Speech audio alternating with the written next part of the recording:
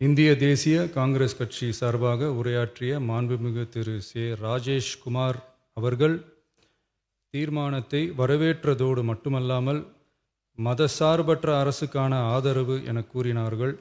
நிச்சயமாக இந்த அரசு மதசார்பற்ற அரசாகத்தான் செயல்படும் என்கிற உறுதியை தெரிவித்துக் கொள்கிறேன். அடுத்து உரையாற்றிய இந்திய கம்யூனிஸ்ட் கட்சி மார்க்சிஸ்ட் கட்சி சார்பாக உரையாற்றிய திரு ஆர் செல்லசுவாமி அவர்கள் இந்த தீர்மானத்தை வரவேற்று முழுமையான ஆதரவு தெரிவித்துள்ளார்கள். விடுதலை சிறுத்தைகள் கட்சி சார்பாக உரையாற்றிய மாண்புமிகு உறுப்பினர் திரு வன்னி அரசு அவர்கள் உரையாற்றுகையில் நம்பிக்கை வாக்கெடுப்பில் வெற்றி பெற்று இந்த அரசு 5 ஆண்டுகள் தொடரும் என நம்பிக்கை தெரிவித்தமைக்கு என்னுடைய நன்றியை தெரிவித்துக் கொள்கிறேன். ஆதரிப்பவர்களுக்கு மட்டுமான அரசல்ல, எதிர்ப்பவர்களுக்கான அரசும் இது என சுட்டிக்காட்டியமைக்கு எனது நன்றியை தெரிவித்துக் கொள்கிறேன்.